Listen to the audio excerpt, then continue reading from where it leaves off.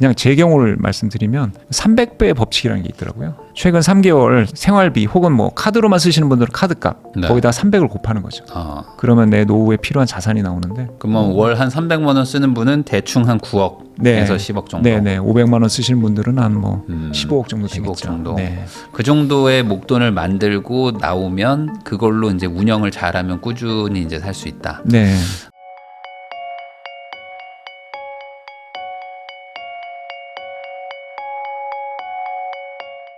매경 엠플러스의 문희로 기자님하고 이야기 나누고 있는데요. 그러면은 결국에 배당주 위주의 투자를 또 강조를 하시고 또 ETF는 또 약간 거기에 또 성향이 또 맞으니까 결국 이 영상들은 좀 2030보다는 이제 5060 뭐 이미 은퇴하신 분들 뭐 그리고 이제 있던 뭐 집을 파시거나 상가 팔고 현금 좀 목돈 있는 분들 이런 분들이 제일 관심사가 많단 말이죠. 그 기본적으로 한 50대 정도의 은퇴를 하시니까 그때 뭔가 ETF든 뭐든 여러 가지 현금 흐름을 고려할 때 한 이 정도 돈은 만들고 나와야 된다. 어떤 그런 기준. 뭐 기자님은 어떤 금액을 생각하세요? 어느 정도 모아야 될까요? 이건 진짜 정답이 없는 것 같아요. 네. 많은 돈이 필요하신 분들도 있을 거고 아니면 뭐 적은 돈에 이제 만족하시는 분도 있을 텐데 그냥 제 경우를 말씀드리면 300배의 법칙이라는 게 있더라고요. 그래서 최근 3개월 생활비 혹은 뭐 카드로만 쓰시는 분들은 카드값 거기다 300을 곱하는 거죠.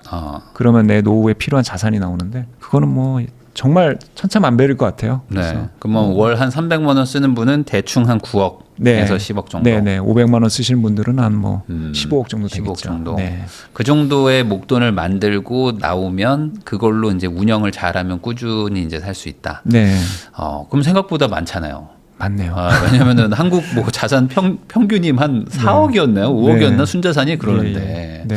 그거 맞추기는 쉽지 않은데 이거 그러면 결국에 이럴 때 커버드 콜 같은 거 쓰는 건가요? 일부? 뭐 그렇게 되는 거고요. 정말 한번 그런 쪽으로 어떤 내 미래에 대해서 계획을 세우신다면 방법은 반드시 나온다. 뭘 좀 생각하시면 되겠습니다. 네. 그래도 한 300배의 법칙을 생각해 보면 반대로 지금 내가 계산해 보니까 가지고 있는 것 대비 너무 격차가 벌어지신 분들은 좀 열심히 더 살아야 되겠다라는 생각을 하는 기준은 된다. 이렇게 좀 보면 될 것 같고 이제 퇴직 예정자들이 제일 걱정이시니까 요즘에 뭐 명예퇴직이니 이런 얘기들도 많이 나오잖아요. 그럼 예를 들어 뭐 한 2억에서 한 3억 정도? 요 정도 이제 들고 나오시는데 막상 지금 뭔가 재취업은 잘 안 될 것 같은 그 복잡한 상황. 요럴 때 요 돈이 되게 소중한데 어떻게 세팅을 해야 될까? 이제 초기 목돈을 이제 세팅을 해야 되니까. 책에는 이제 1억을 종잣돈으로 하고 3분할해서 그거에 이제 월 뭐 50이나 100만 원씩 꾸준히 장기 분할씩 해서 뭐 10억 만들기 이런 것도 있거든요. 근데 기본적인 거는 이제 지수 추종이랑 그다음에 뭐 커버드 콜. 왜냐하면 현금 흐름이 나와야 되니까 그다음에 금이나 채권 이런 것들이 되는 건데 일단은 뭐 ETF는 모든 금융자산을 담을 수 있잖아요. 심지어 뭐 비트코인까지도 담을 수 있으니까 본인의 성향에 맞게 이렇게 하시면 됩니다. 그래서 근데 이제 축이라는 거는 일단은 코어 자산으로는 S&P 500이나 코스피가 돼야 되는 거죠. 그리고 그다음에 그 수단은 절세 계좌가 돼야 되는 거고 비용을 줄여야 되니까 세금 비용을 그다음에 이제 최악의 경제 위기 상황에서 버틸 수 있는 이제 채권이나 금 이런 안전자산이 어떻게 보면 3대 축이 되겠죠. 그 축의 비율도 있을 것 같아요. 축의 비율. 뭐 기본적으로 30%씩 했는데 만약에 뭐 아까 QQQ랑 슈드로 간다면 그거는 좀 단순한데요. QQQ 같은 경우는 이제 어떤 자산 혹은 이제 주가 상승이잖아요.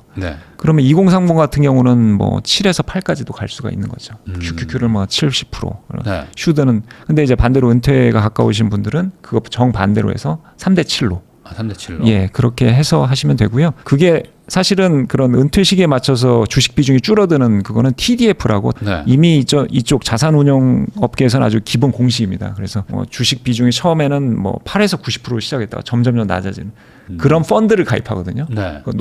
사실 상당히 높은 비용을 주고 근데 그걸 사실은 우리가 직접 할 수가 있죠. 아무런 비용 없이. 굳이 그거를 할 필요는 없고 내가 그냥 비율을 조정하면 된다. 이제 물론 이제 너무 이제 본업이 바쁘시고 이러면 자동으로 해주니까 물론 그것도 사람이 뭐 이렇게 하니까요. 하는 거긴 하지만 저는 그게 좀 즐겁거든요. 그렇게 하는 게 스스로 하는 게 즐겁기 때문에 그런 분들은 이렇게 직접 하시면 되고 아니면 TDF에 맡기셔도 되는데 기본 원칙은 그런 거죠. 그래서 비율이라는 것도 상당히 본인 성향에 따라서 달라지는 거고 하기 때문에 어쨌든 은퇴 시기가 가까워졌을 때는 안전자산 비중이 높아지는 게 맞고요. 근데 1억으로 할 때는 이제 동등하게 비율을 했다가 어차피 이제 한쪽 ETF가 굉장히 가치가 올라갈 수 있거든요. 그때 리밸런싱 할지는 본인이 이제 판단하시면 되는 거죠. 네. 그러면 여기서 또 갑자기 궁금한 게 네. 이제 아까 저희가 이제 커버드 콜의 위험성 이런 얘기도 막 했지만 반대로 이제 월 배당처럼 월급처럼 나오니까 이것도 분명히 매력적으로 생각하시는 분들이 있을 거란 말이에요. 그럼 예를 들어 내가 3억인데 3억을 커버드 콜에 만약에 넣으면 네. 월 300씩 나올 수도 있잖아요. 네네네. 그럼 너 생활비 되는데 네. 이런 생각이 그냥 100% 넣으시는 분들도 있을 거란 말이에요. 제 주변에 있더라고요. 네. 그거는 조금 너무 위험할까요? 뭐 예를 들어 내가 지금 3억밖에 없는데 막 한 56세 정도 됐는데 우선 회사를 좀 나가야 되고 당장 지금 생활비가 있어야 되니까 우선 100% 넣자. 그 다음에 생각해보자. 제 주변에 그렇게 하시고 뭐 행복하게 살고 계신 분이 있더라고요. 취미생활 하시면서. 근데 그분은 이제 혼자입니다. 싱글이고요. 그래서 사실 이거는 굉장히 어떤 가족, 뭔가 부양 가족 그 비중이 높으면 조금은 하기가 쉽지는 않죠. 네. 왜냐하면 커버드 콜 ETF가 이 전문가 영역에서 일반 투자자 영역으로 내려온 거거든요. 그래서 우리 F1 영화도 되게 유행했지만 일종 보통 면허로 F1을 운전하실 수 있는 분도 있겠지만 네. 이거 상당히 사실은 굉장히 어렵고요.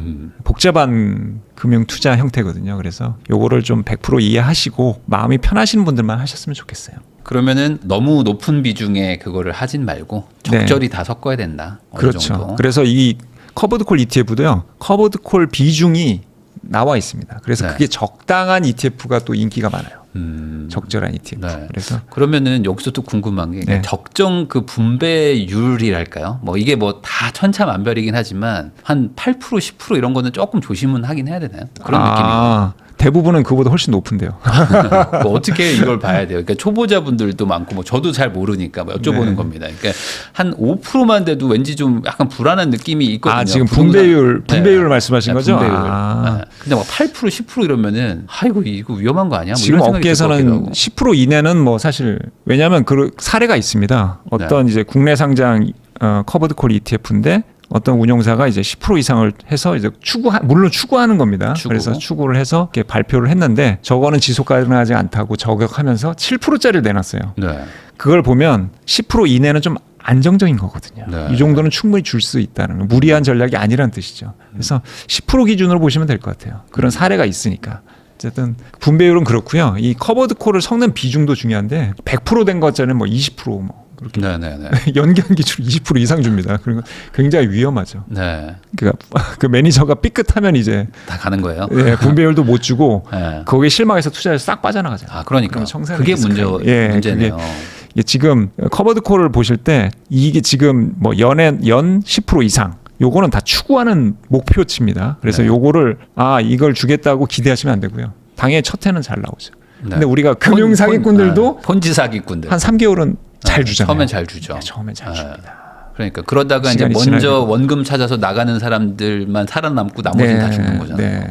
그런 것도 조심은 해야 된다. 네. 그러니까 결국에 이제 은퇴할 때는 내 원금을 어떻게든 지키면서 그래도 조금 성장하는 원금이 좀 커 나가는 그 어떤 그 절묘한 부분을 잘 맞춰야 된다. 요 얘기를 해주신 것 같고 그러면 예를 들어 나는 생활비가 한 300은 필요한데 네. 뭐 커버드 콜 이런 걸로 해도 한 100밖에 안 나온다. 그러면 그 200은 뭐 어떻게든 뭐 다른 일을 해서라도 벌어야 된다. 이렇게 정리하면 될까요? 이것까지 다 받으려고 하면은 위험해진다. 국민연금이 그래도 있습니다. 우리 네네.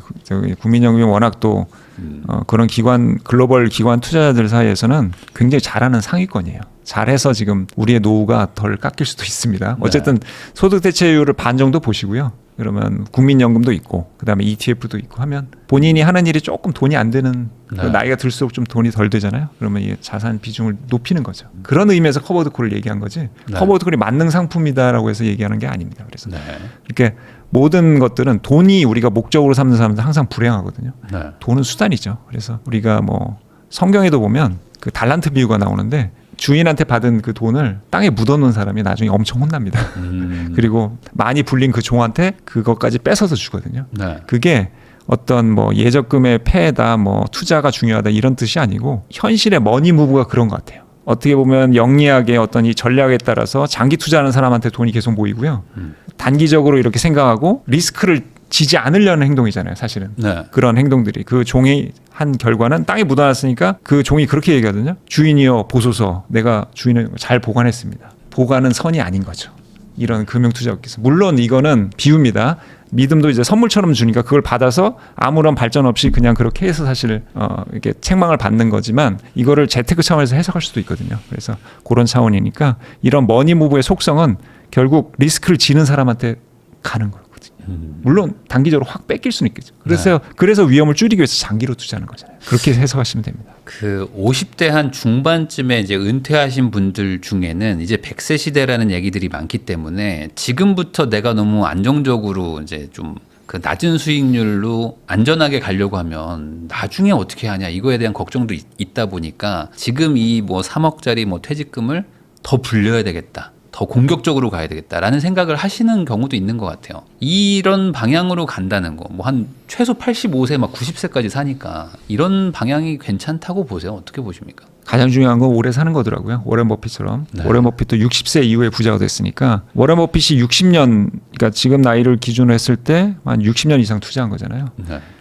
보험개발연구원 그 수치가 나와 있으니까 여성들은 벌써 90세가 넘었고 곧 이제 남녀 모두 100세 시대에 돌입할 것 같거든요. 평균 사망 나이가. 그렇게 네. 되면 되게 단순하거든요. 100에서 자기 나이를 빼면 남은 투자 기간이 나옵니다. 그렇다면 제가 여생을 늘리거나 열심히 운동도 하셔갖고 건강하시게 오래 투자하는 게 좋겠죠. 이 투자 전략은 어떻게 보면 후순위가 되는 거죠. 네. 건강하지 않으면 무슨 의미가 있을까요? 오래 쓰지 못하면. 요즘 뭐 보험도 오래 살지 못하면 그 돈 빼서 다른 더 오래 산 사람한테 주는 그런 상품들이 내년에 출시된다고 합니다. 그러니까 건강이 제일 중요한 것 같고 그다음에 투자하면서 하는 그 스트레스도 최소화하려면 ETF가 좋은 친구가 되겠죠. 그래서 그 50대 분들 고민하시는 걸 아시지만 어떤 분이 그렇게 얘기하시더라고요. 55세라고 시골 가봐. 너 지금 막내야. 이렇게 얘기하시더라고요. 그러니까 절대 옛날의 나이 기준의 50대가 아니거든요. 지금 50대는 청년이라고 할 수도 있으니까 장기 투자를 염두에 두셔야 돼요. 그러다 보니까 아마 지금 50대들이 S&P 투자하고 네.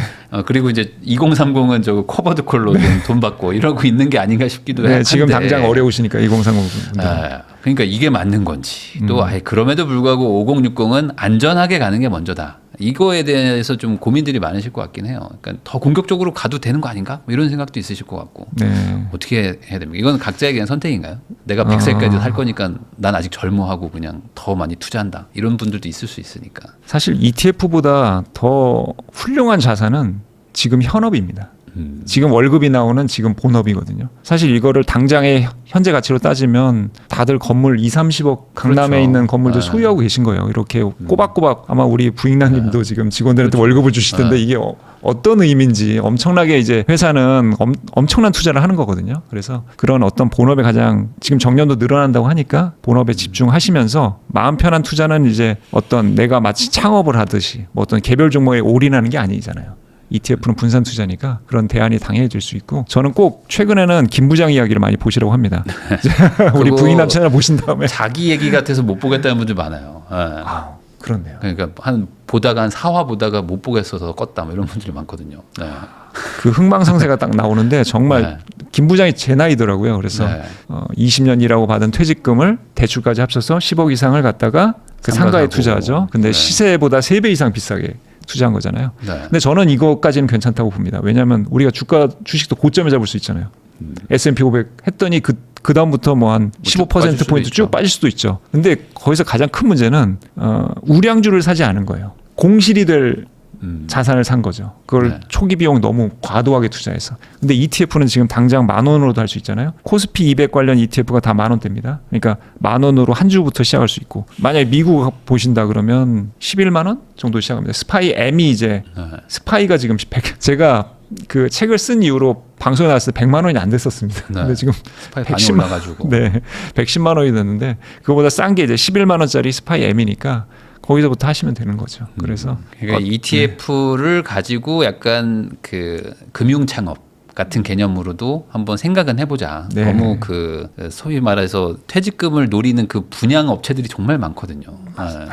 그거 한번 잘못 걸리면 그러니까 환금성이 너무 떨어지는 게 제일 문제인 것 같아요. 그러니까 좀 빠질 수는 있는데 팔리기라도 하면 그래도 거기서 좀 어느 정도 건져서 나오는데 안 팔리는 게 많거든요. 거기서 보니까 성공한 그 사례가 하나 있네요. 그 아들. 아들은 대학생 신분으로 그 월세를 조금 내면서 아버지 상가니까 거기 조금 내면서 그 옷을 팔으니까 부담도 덜하니까 잘 되잖아요. 그래서 그런 어떤 고정비 부동산 관련 고정비가 덜 나오면서 이렇게 하기에는 ETF만한 상품이 지금은 없는 거죠. 네. 그리고 요즘에 워낙 많이 발전이 또 되다 보니까 또 비과세인 부분들도 분명히 있고 그렇죠. 여러 가지 한번 잘 공부해 볼 필요는 있다. 네. 그러니까 이거 공부해 보고 아니다 싶으면 그때 부동산 가는 것도 뭐 저는 나쁘지 않을 것 맞습니다. 같아요. 먼저 네. 갔다가 이제 소위 말하는 이제 상가 같은 거 사가지고 뭐 물려버리는 분들도 많아서 그러면 이제 회복이 안 되거든요. 사실 5, 60대 때 부동산 투자 실패하면. 저는 ETF를 채워놓고 오히려 임장을 다녔었거든요. 네. 목동에 오래 살다 보니까 혹시 좀 새 아파트들도 좀 궁금하더라고요. 근데 좀 깜짝 놀란 게